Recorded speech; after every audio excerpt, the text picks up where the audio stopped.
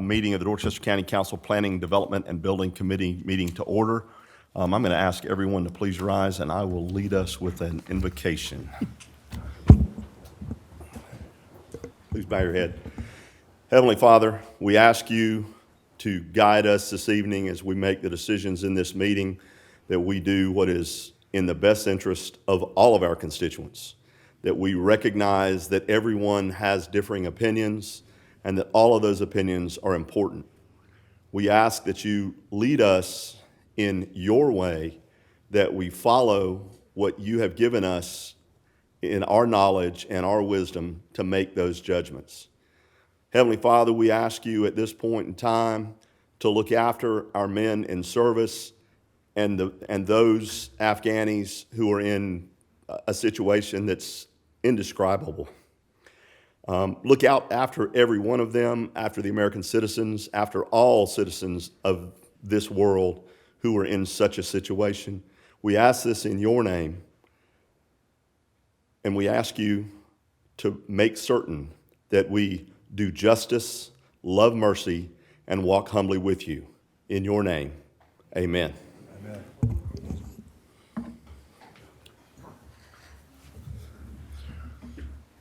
All right, we have 3 items on the agenda tonight. I can only suspect that 1 or 2 of them may have some folks that would like to speak. Those 3 items, we will begin. First item on the agenda is a discussion of maintenance warranty bond escalation clause for roads, sidewalks, and drainage. This is an item, and I have to probably apologize at some level, because the one thing I was supposed to do today that I did not do and was actually reach out to Mr. Caraher in this regard, but I did speak with Kara about this. One of the concerns, and I asked this very specifically, don't want to spend a whole lot of time on it, but is to look at the challenges that we face as a county in accepting roads, sidewalks, and those items in developments in future situations. So basically, a developer goes in, they put a bond in place to allow those items to be repaired, maintained after they leave. There's still a 1-year warranty period. But ultimately, if we don't accept that bond as the ability to maintain, repair, fix those roads, ultimately those homeowners in those developments are in a bad situation, especially when it comes to, and I'm not sure that you've sat here during a large storm as we enter storm season, where those roads remain private and the county cannot, under any circumstances, push that storm debris off of a private road. We've had that happen. Luckily, with Mr.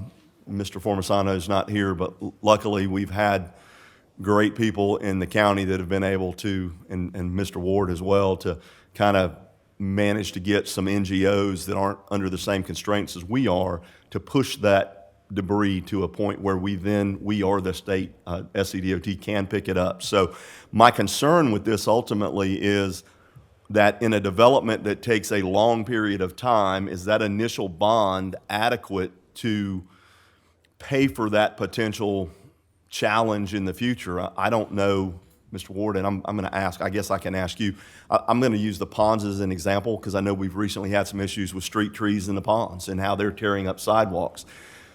I don't know how many years we are into that agreement, but ultimately, is the bonds that were initially placed on those going to be enough to pay to maintain that when that development ends and they say, hey, take our roads?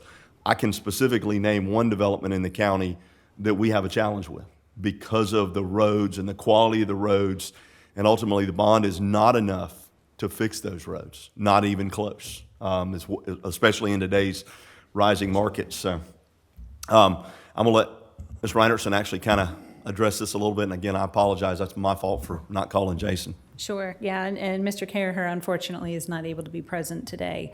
But yes, as part of the land development process, we do require maintenance bonds on what will become public roads in the future.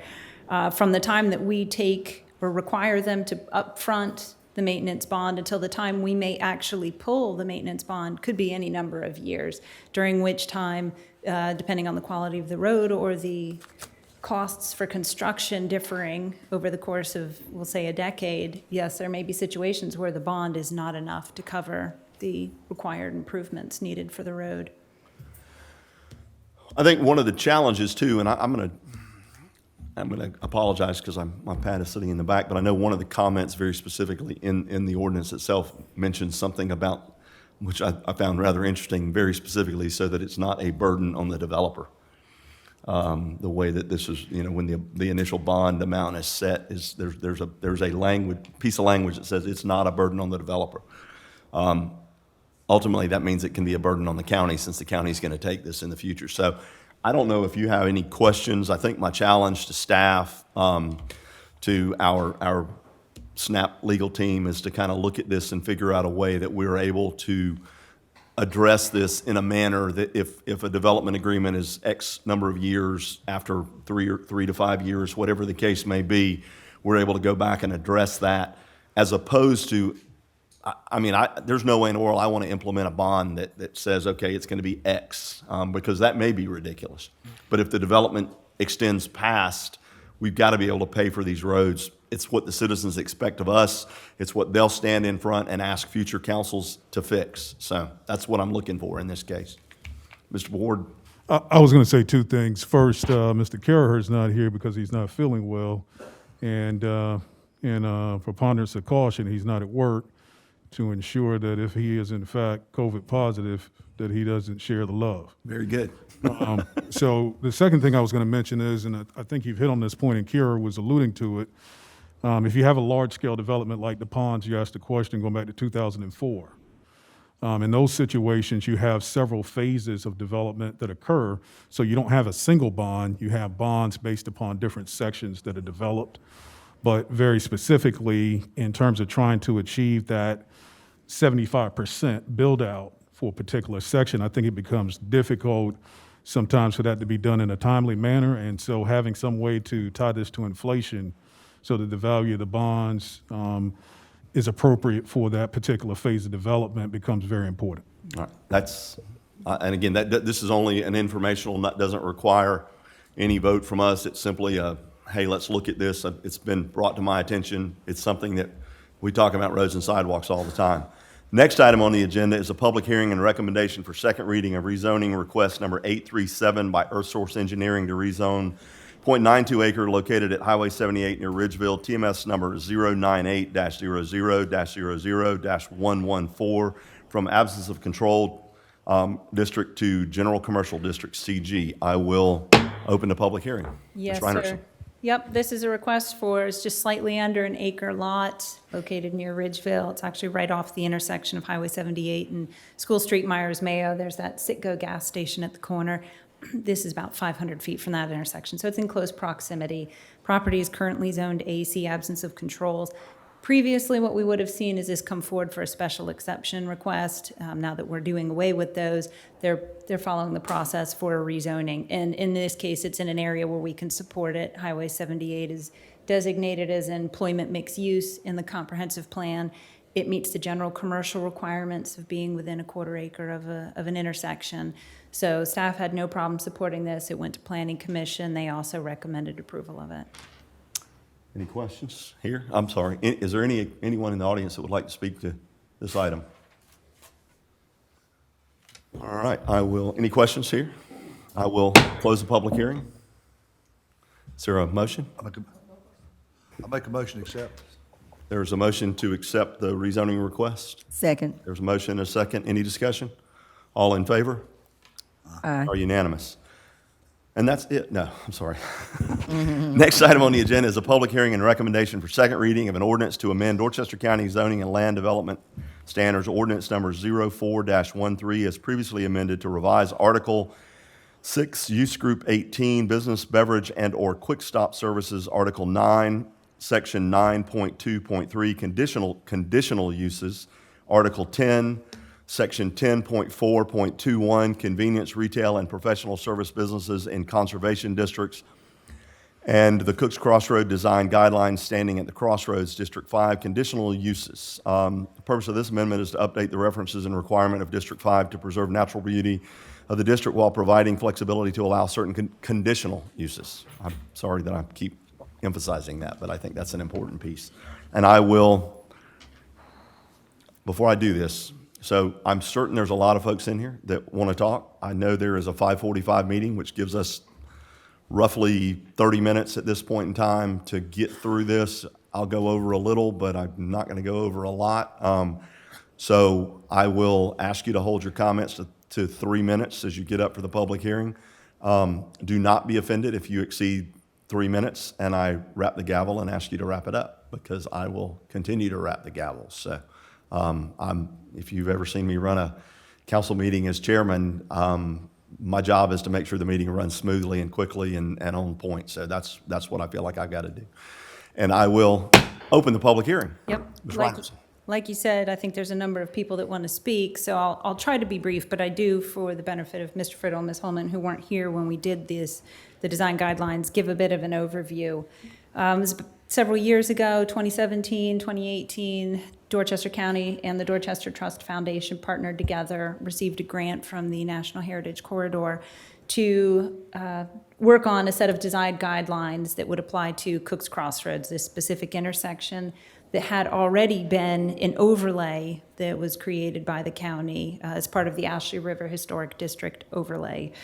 And the guidelines would provide some certain architectural and site development standards that would allow us to more comfortably move forward with opening up some more commercial uses under the Ashley River Historic Overlay District. It did provide allowances for certain commercial uses at this intersection, but it was really limited in which uses could be allowed as well as the size of uses that could be allowed. So part of this exercise was creating these design guidelines, as well as revising the zoning code to increase the number of commercial uses that could be allowed at the intersection. As we went through the process, if you'll look at this image, the image on the left just shows the current parcel layout of what is within District 5. On the right side is an image that shows the ultimate preferred design build out of the site, which involves consolidating all of these parcels over here and eliminating this slip-through road that connects Highway 61 to 165, incorporating that into the site, and then realigning a new intersection here that will cross over 61 and tie in, to help tie in the site better. But that's an ultimate goal scenario. It certainly would require somebody to come in and consolidate several parcels. It couldn't be done under the current parcel scenario. When we were in the process of adopting the design guidelines, there was some discussion at that time about expanding the uses to allow a gas station. At that time, it was decided not to pursue it, not to include it within the design guidelines, in part because any architectural elements would be covered by the design guidelines, but also it wasn't felt that adding a gas station at the time would help further the ultimate goal of the overlay district.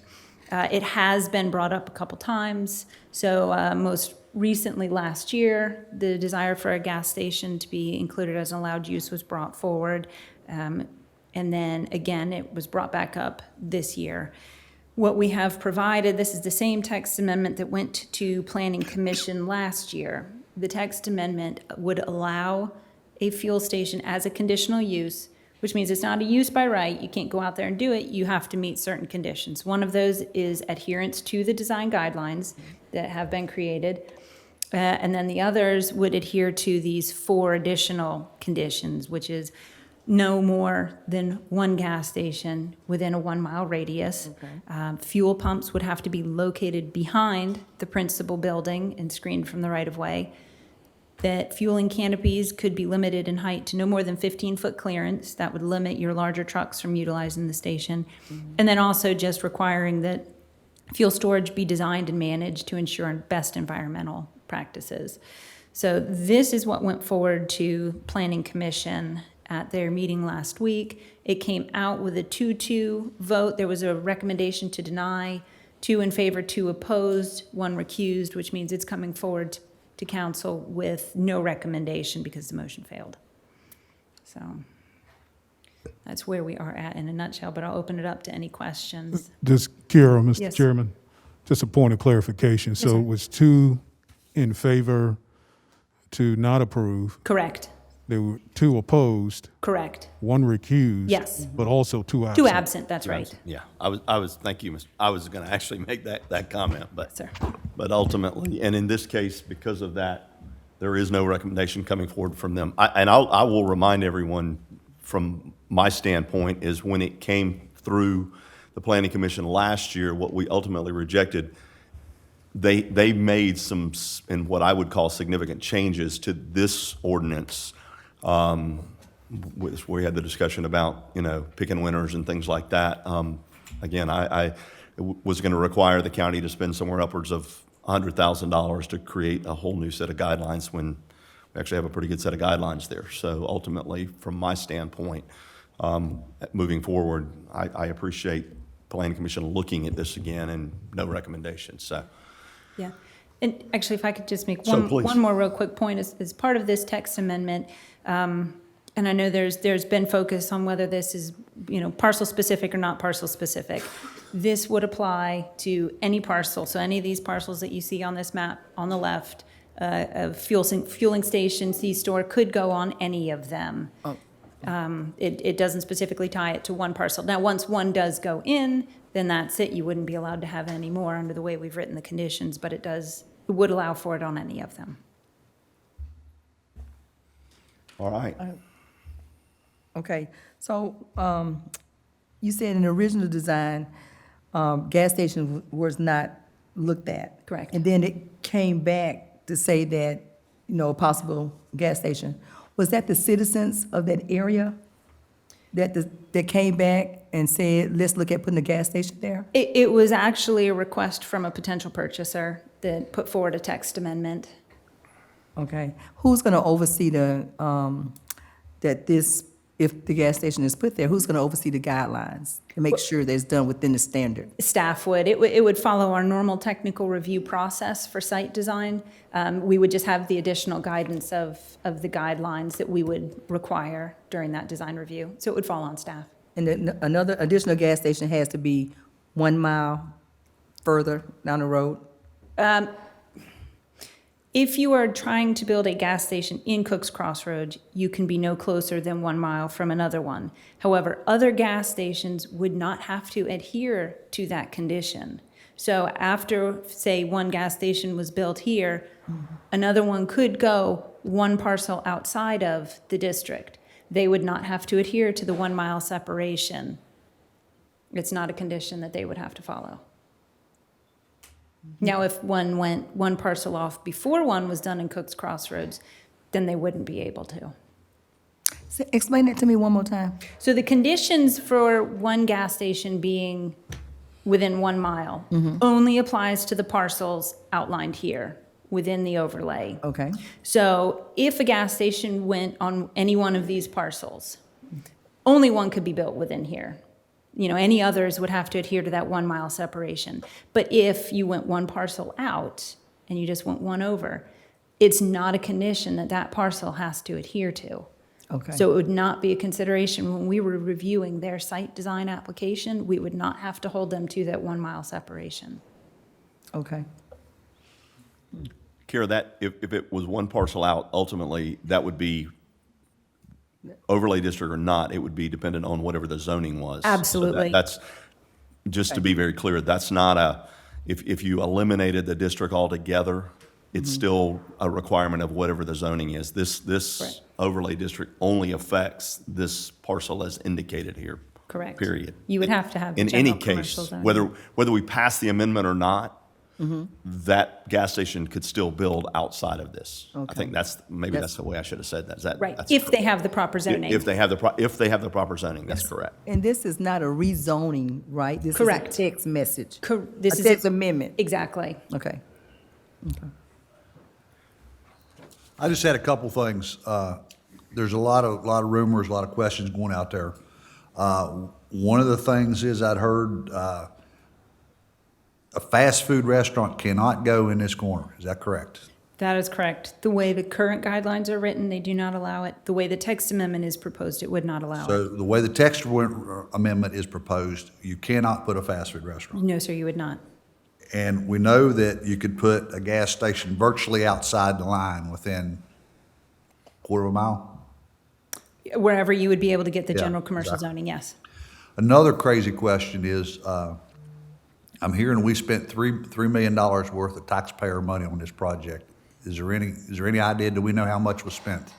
The total project cost was just under $100,000, shared by the Dorchester Trust Foundation, Dorchester County, and through a grant from the National Heritage Corridor. Okay, so we're talking about, so we would, if we redid the zone, or redid the design, it would cost more to have the stipulations made on the gas station than what we put in the whole project, pretty much. Is that correct? It was, if I recall, that it was $90,000 or something like that. If we would have gone forward with that to get a new set of design standards, it basically was nearly what we had paid for it initially. Is I that- don't remember what the exact price was, but it was a high price tag.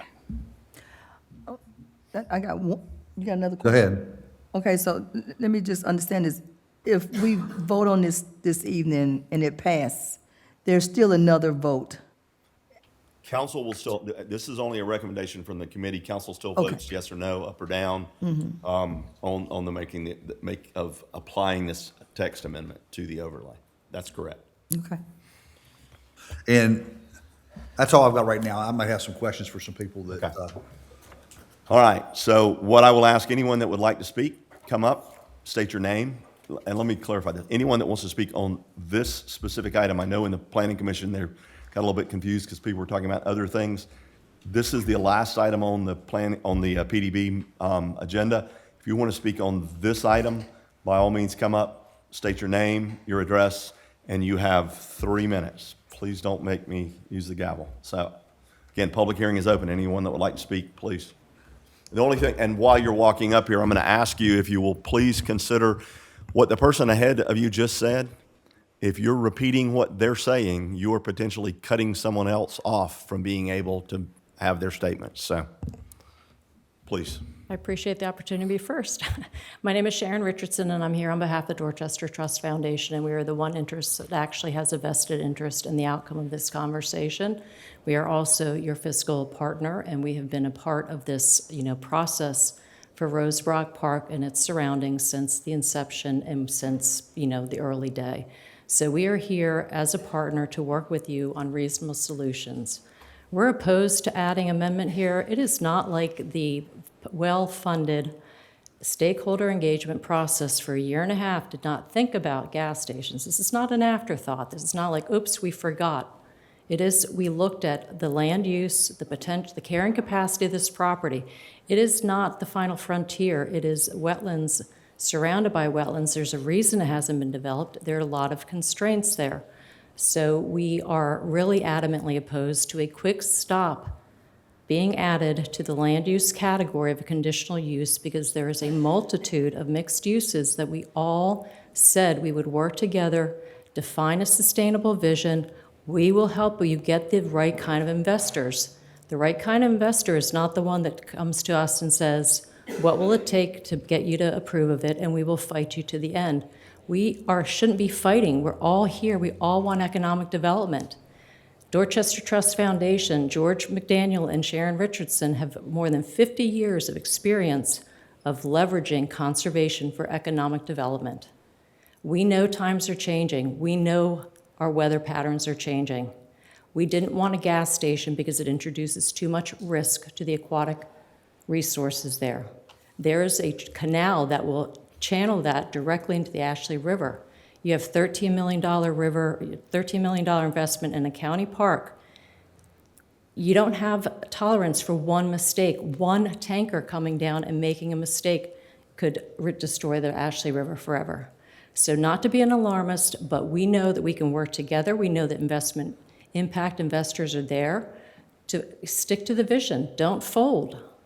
Don't fold. Stay the course. Thank you.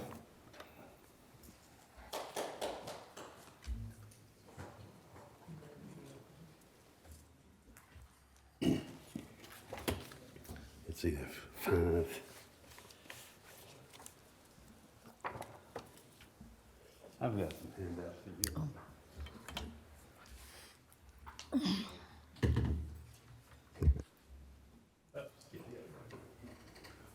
Thank you.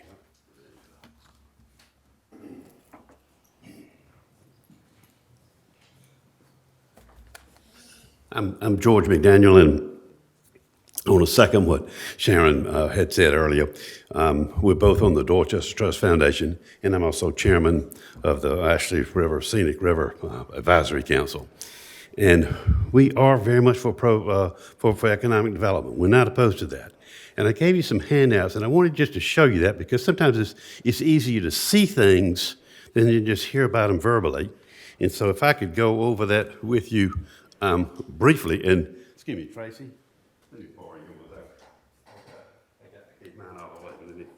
You'll see the Ashley River and that canal that Sharon was talking about. You'll see it begins right there at the intersection. It goes down to the river. The next page is the watershed. We didn't make that up. That's from DNR. That's the watershed. So the affluent from this location goes into the Ashley River. Next page is a little from the canal that goes into the river. Next page are the design guidelines that county and Dorchester Trust Foundation funded. And then you're going down, and we applaud Parker's Kitchen making architectural modifications. That's fine. But it's still the corporate brand, and that is what doesn't belong in this region.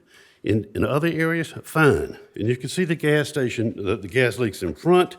The next image is also the gas stains on concrete. That's all Parker's Kitchen.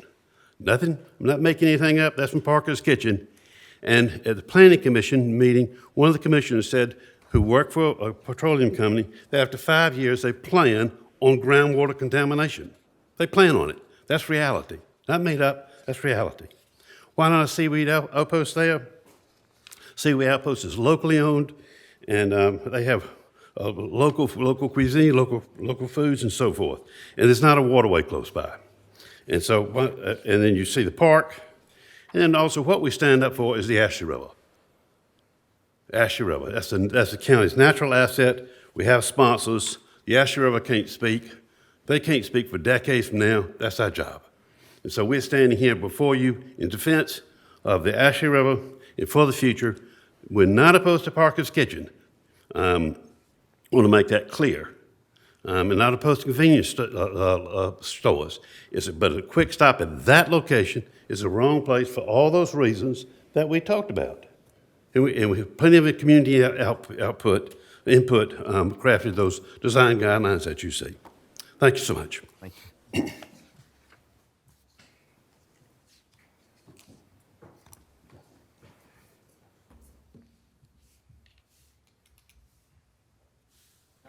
Short handout for you, too.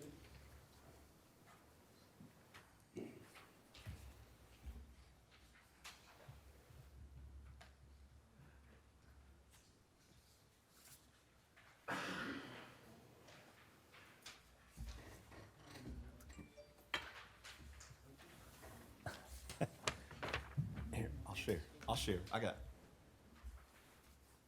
We got. Oh, there you go. My name is Sue Wayman, and I live at 128 Pelzer Drive in Matiba Estates. Thank you for this opportunity. It's my understanding that it's council's job to make the rules of the game, and some of those rules are the things that have already been mentioned, the design standards, the Ashley River Historic Overlay, and the comprehensive plan. Council made these rules with a lot of input from the public, a lot of support from the public. And it's council's responsibility to referee and enforce these rules, not to bow to players who come along and want them changed for their own profit and convenience. So I'm going to try to give you some scientific support for not changing the rules. Two of the conditions for allowing a gas station are, as a conditional use, are that the pumps be in the rear and the environmental protections be ensured. According to the Dorchester County GIS map, it shows the high ground on the proposed Parker site is well within 500 feet of a lot of acres of wetlands and well under 1,000 feet from the playground at Rosebrook Park. The handout I gave you, it contains excerpts from studies dealing with the environmental and health implications of proximity to gas stations. And these are just a small sampling of what's out there. you'll find that the recommendations say that a gas station should be no closer than 500 feet to a wetland and 1,000 feet from a school, which generally includes a playground. The first study on the handout was done by Columbia University and actually recommends that these distances be revised due to the fact that with recorded vent emissions being greater than 10 times those that were used to set those standards. According to available research, these setbacks are in place for protection from toxic vapors from vent pipes and from the refueling process, as well as from spills and runoffs. These various toxins not only eventually reach the atmosphere, the watershed, and the river, but also migrate through the concrete pad to contaminate groundwater. As noted in the research you'll see on your handout by Johns Hopkins University, which found that the average gas station has 40 gallons of spills a year. Now, I know that Parker's uses the latest technology to reduce pollution, but it can't be totally eliminated. And we can't move the wetlands 500 feet away. We can't move the park's playground 1,000 feet away. And we can't move the river or its watershed. You're going to say that Parker's probably has taken these things into consideration, and I'm sure they have. And I can't find any indication that these parameters are actually laws, though there are a number of areas in the country that have placed them in their zoning setbacks. So hopefully you will follow the science and take the high road and do the right thing and vote no. This is the wrong place for a gas station. Thank you.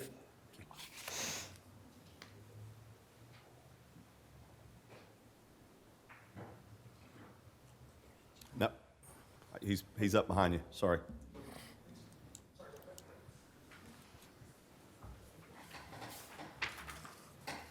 Good evening. Thank you all for the opportunity to address the committee. My name is Robbie Maynor. I'm a project manager with the Coastal Conservation League.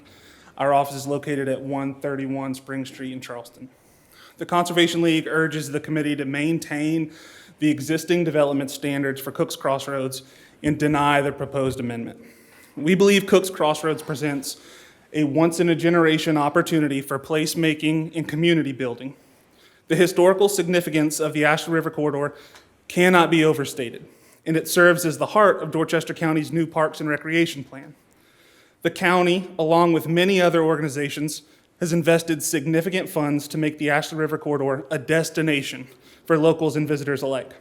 Enhancing that investment by maintaining the highest development standards at Cook's Crossroads, the gateway to the historic Ashley River Corridor, would leave a lasting legacy, not just in Dorchester County, but across the Lowcountry. Amending the development standards to allow for a gas station at Cook's Crossroads would be a missed opportunity. And we only get one chance at this. No matter what type of materials are used on the exterior of the building or what the canopy looks like over the fuel pumps, this would still be a gas station. People don't go out of their way to visit gas stations. They don't like to hang out at gas stations. They don't have a good time at gas stations and decide they want to come back and visit it soon. Gas stations are a necessity. They're not a destination. And there are 4 gas stations, including a Parker's Kitchen, within 5.5 miles of Cook's Crossroads. The community does not want or need another gas station here. There's a lot to be proud of in Dorchester County, especially throughout the Ashley River Corridor. That's why this is one of the most desirable places to live or open a business in the entire state. The Conservation League encourages the committee to maintain these high standards for Cook's Crossroads and deny the proposed amendment, so the development here is one more thing we can all enjoy and we can all take pride in. Thank you. Thank you. I'm going to ask a question real quick. How many more speakers, because I'm looking at a clock, so just kind of throw your hand up and tell me how many more speakers I got to make sure that I've got. 1, 2. You're going to, 4? Okay, all right, we're good. Who's next?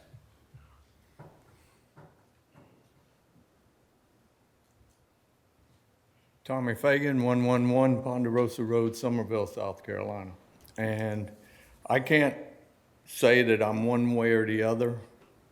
What I'm saying is that Berkeley County's building on the Ashley River Basin all up 176.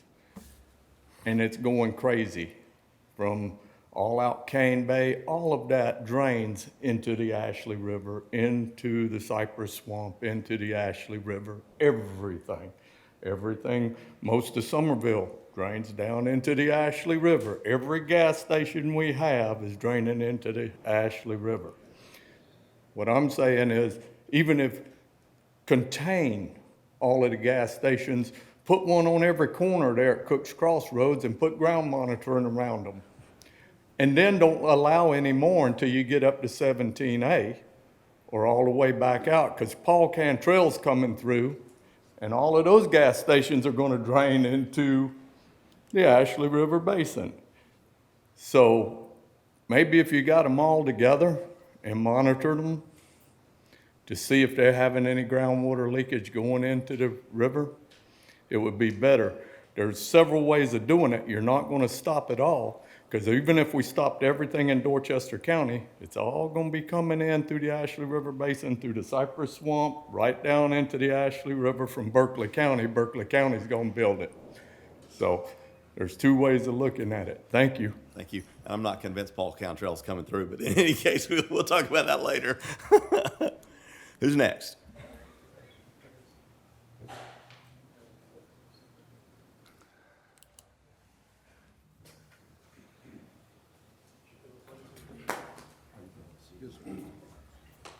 Thank you.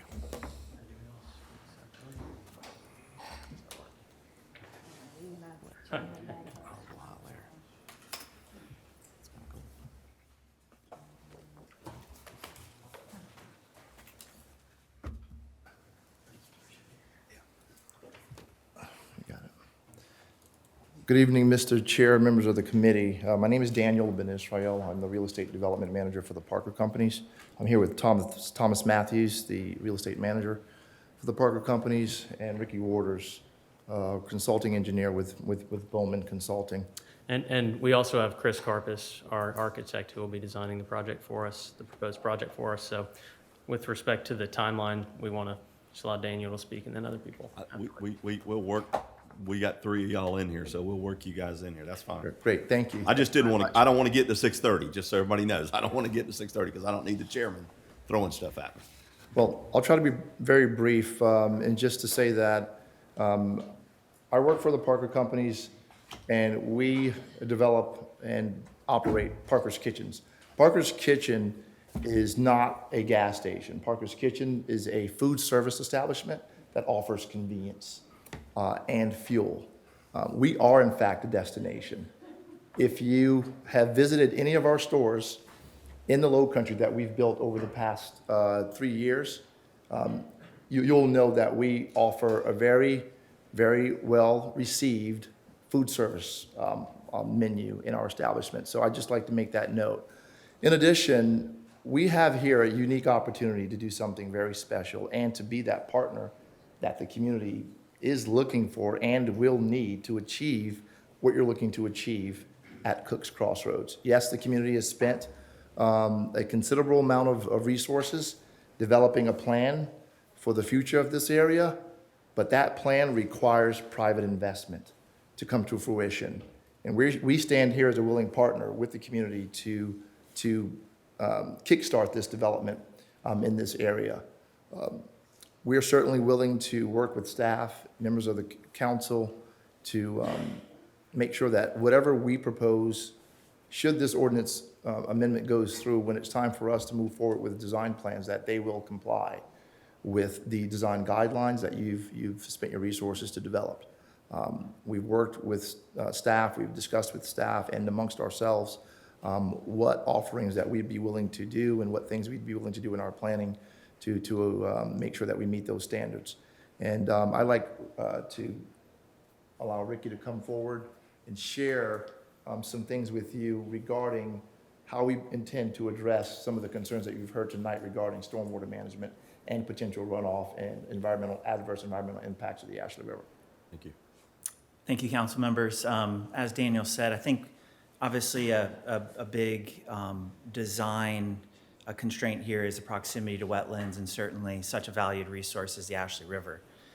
Certain enhancements can be made to the stormwater design, to allow for the removal of the unique contaminants that we would expect to come from an establishment like this, where you might get some hydrocarbons and oils, things like that in the stormwater runoff. So there's proprietary products that are available that would remove those contaminants as it drains off of the site. And I think that's one of the biggest things that I've seen in my career, working on developments like this, that you'd expect to see a different kind of contaminant. The other thing is we do develop and design in close proximity wetlands with success. There's certainly sediment erosion control measures that can be implemented during construction to ensure that those resources, those vital resources, aren't contaminated, but also through long-term thoughtful design that in the long term can ensure that that resource is protected. Yeah, I think that's it, just from a kind of Thank you. design standpoint. Happy to answer any questions. I just wanted to describe some of these images we're showing up here. So through the process of discussing this with the county, it's our understanding, we know we will have to, if this moves forward, work through the Cook's Crossroads design guidelines. So what we've had our architect, Chris Karpus, put together are just some conceptual renderings showing the potential of what this could look like. Cook's Crossroads plan calls for village commercial type nodes, activating this corner to make it a destination, and that's something we want to achieve here if this is to work out. There was a suggestion that it would be desired to even have something like a Cook's Crossroads Welcome Center, which we've shown here visually as well. That's certainly something conceptually that we're exploring. So again, like Daniel said, this is a huge opportunity to create a destination. This is a crossroads. There are 30,000 cars that pass by this site every day. We certainly feel that Parker's is a compatible use. A convenience store gas station is a compatible use. People are getting to the Ashley River Historic District in vehicles that need gasoline. That's just a fact. So we feel it's appropriate, certainly. If there are any questions about the design, or if Chris Karpus, our architect, would like to come up and speak to the design. Can I ask a couple questions? One is, I like the Welcome Center leading off the corner. Would that be something you'd be willing to build for the community? With not knowing enough about the site right now, we have not done a survey on the site yet. We don't know where the wetlands are. We don't know how much usable land there is actually, but it's something we would be willing to discuss with council and the community, certainly. Okay, also, you're a Savannah-based company, correct? Sir? You're a Savannah-based company? We are. So you have been building on wetland situations in the Savannah? Have you done anything in the Kiowa market? What other wetland areas have you worked? Well, we have a store that, as it was mentioned earlier, within proximity to this store, that is actually, would be in much closer proximity to the Ashley River than this store actually is. We have a store on Dorchester and 17A near the ponds that's much closer to the Ashley River. It is up the Ashley River a bit, but it's much closer. So we've already developed in environments like this where we are in close proximity to that. We've built a store on St. Helena Island as well that's right on the marsh. And I'm going to ask I just want to piggyback on that. There's a store on St. Simon's. Is there a store on St. Simon's? We don't have a store on St. Simon's, but the store on St. Helena, which is also a very important cultural center in the south for many reasons. We have a store right there along the marsh as you come on this St. Helena Island, right on the highway there. The technology in the last 5 years in wetland construction for gas stations, what do they do? What do they do in the Keys? Is there gas stations in the Keys? Of course, yeah. There are fueling stations on the water. Marinas. There are marinas that have fuel tanks on the water, or right by the water. So it's certainly something that is regulated. The state regulates. And then one last question, because I am an environmentalist. with the rollout of the Biden administration, how many electric pumps are you gonna have there? Because we're not gonna have petroleum in 3 years.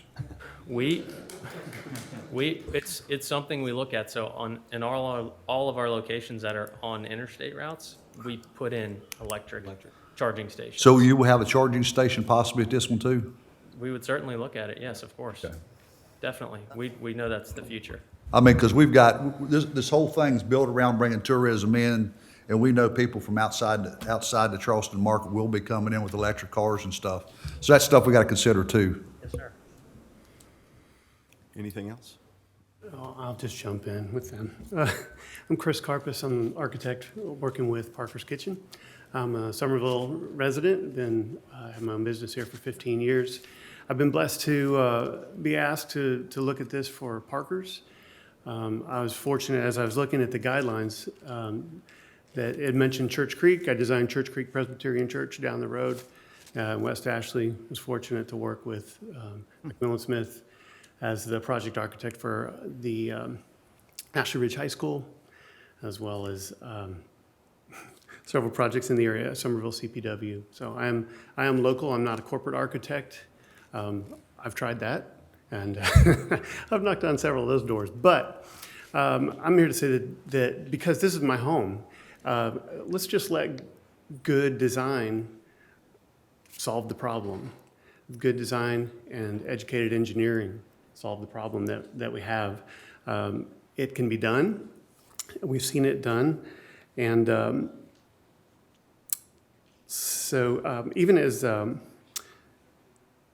up the road, I think it mentioned in the guidelines that we don't want to make the same mistakes as something that was made up the road, some gas stations. And the problem with those projects wasn't that they're gas stations, it was that they were poorly designed. And so let us try to solve this with good design. Even in the guidelines, Mr. McDaniel wrote, "A good design offers major opportunities." So let's just have a good design at this location, no matter the use. Use good design as a guide. Thanks. Thank you. Anything else? Thank you. Thank y'all. Any questions? I'm sorry, I should have asked that. Anybody that has questions. Who's next? Until I get everybody that needs to speak up here, and I probably don't have time for re-speaks. And I know, Ms. Wayman, you wanted to speak, or are you? I mean, if you want to do that, you want to go ahead and come up and speak, and then we'll try to get. I'll be quick. Steve Morey, 103 McFerrin Lane in Somerville. Come up the mic and say that one more time. Steve Morey, 103 McFerrin Lane in Somerville. I've been in construction for the last 25 plus years. The types of construction that are done now, the guidelines that are in place are now so different than your prototypical old gas station of what everybody looks at and sees is leaking everywhere and that sort of thing. I know the talk of is bringing in business. Well, any place of business you have is going to have a parking lot, so that's where you're seeing anything. So the gas station is going to have even more emphasis of taking care of their parking lot because of those reasons and worrying of the wetlands and that sort of thing. So I'm in favor of approving for the gas station. Now, can I ask? I want to ask you a question. Are you working, or is your construction No, coming? I'm not. Oh, okay. I just wanted to kind of clear that in case somebody accused me of that. I drive back and forth past that Okay, very intersection good. every day. And again, no, I wasn't trying to point fingers. I just wanted to make certain that No, I didn't get accused later of loading something, so. No, I drive past that intersection every day. Okay. All right, thank you. So that's the same question I wanted to ask. Do you live in the area? Yes, ma'am. You live in the area, okay. I live right here in Somerville, and I drive back and forth past there every day for construction. Okay. All right, Sue, you want to, thank you very much, appreciate that. Sue, I'm gonna kind of lead into this. Sue has got a statement from Tracy Todd. Tracy was not able to come tonight because his wife is, His wife just got out of the hospital having had surgery. so we're gonna let Ms. To be Wayman represented. add this to the record if there's no objection. I don't think there is, so. He is the president and CEO of the Middleton Place Foundation. He says, "You all know and will hear from others about the important history that is preserved and continues to live on Ashley River Road. It is a place that connects us all to our shared history and connecting to our shared past has never been more important than it is today. Years ago, we all came together as a community to create the historic overlay and then design standards for Cook's Crossroads, the gateway to the historic district and the National Scenic Byway. And since then, the community has spoken time and time again about their desire to preserve our heritage that lives on Ashley River Road. Look into the design standards and see exciting phrases like understanding what's possible, connecting to the region's history, community character, and low-country architectural heritage. We, the gathered community that is here tonight, submit that none of these phrases become a reality by allowing a Parker's gas station. For all the reasons you will hear tonight, from historical, cultural, environmental, and simply the lack of a need for another gas station, I urge you to vote no, because this important place in Dorchester County deserves better. It deserves those phrases found in the Cook's Crossroads design standards that we all agreed upon when we wrote the standards and County Council approved them. Thank you. Thank you. We got about, well, actually, we don't have 3 minutes. We're gonna, I still have to vote, so this will be the last speaker here. Everyone, from the standpoint, if you're in here on this item, ultimately, if you haven't had a chance to speak here during public comments in the regular council meeting, we're going to be about 15 minutes late starting, you can add any comments you want to make there. You just need to make sure you fill out a slip in the back to be able to do that. Mr. Wallace. Thank you. Peter Wallace. I live at 427 West Carolina Avenue in town here. I'll just be very brief. The environmental arguments have been made, architectural design arguments have been made, but it just seems like we're being talked into the fact that we need a gas station at Cook's Crossroads.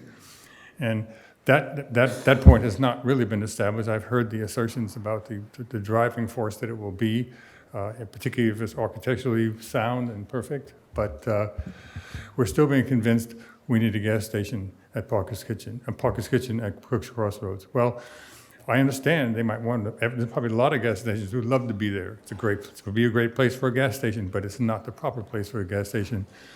The one last thing that hasn't been mentioned in all the discussions about the environment is we are in an earthquake zone. Thank you. Thank you.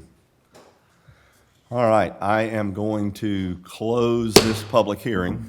And again, if you've got more comments, I'm going to ask you to hold them until the opening of the next meeting, just to try to get through with this. So the public hearing has been closed. What is the desire of this committee? Mr. Chairman, I recommend we move this action to full council for a vote. There is a motion. There's a motion and a second. Any discussion? One thing I do want to say is, if this does pass, we're going to take it to a third reading. This does not mean that this is the final vote on anything. I think it's imperative for everybody to know that we are taking this extremely serious. I have talked to several of you all personally. I've researched it, I've read. I know more about Cook's. I've got 4 of these. Everybody sends bring one, you don't need to bring one next time. So please understand, we are taking this serious. Thank you. Ms. Holman, anything? No. So, and I'm going to try to do this briefly, which those that know me know that's not the easiest thing in the world. But I have listened to the arguments for and against. I understand some of them. It is an impossibility to protect yourselves against everything. In the instance, and some of you have heard me say this, in the instance of an organization that's going to build in this area that knows that it's potentially sensitive, their liability is incredible. Thankfully, nobody tried to equate this to the Deep Sea Horizon or to the Exxon Valdez. I appreciate that. That hyperbole, I may have had to wrap the gavel on that one.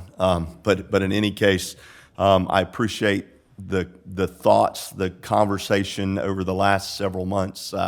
Peter and I probably spent more time talking to each other than I have with some of my own constituents, and I probably shouldn't say that out loud, but nonetheless, Peter and I have talked a long time, hour and a half while I'm riding a bike down the Sawmill Branch Trail, because I do that.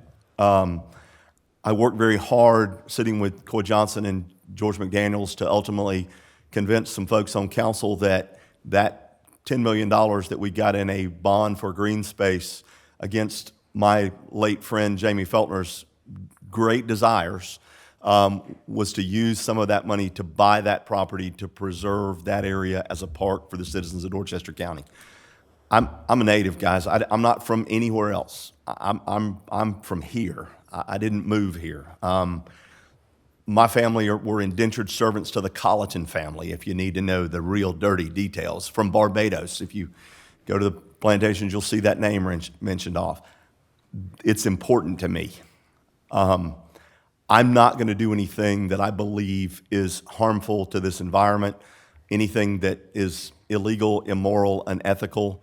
To say that we spent $100,000 on this thing and we can't change it would hamstring any government, local, national, that you can't make a change that you see is opportunistic. That's probably the wrong word to use, but that gives you an opportunity.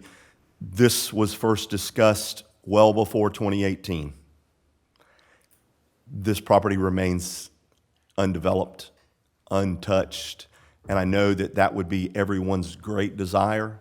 There's a way to do that, and I'm sure Mr. Pratt may be willing to actually, I'm sorry for calling you out there, Robert, but as the agent on that, the folks that own that, they may be willing to take your offer to buy that.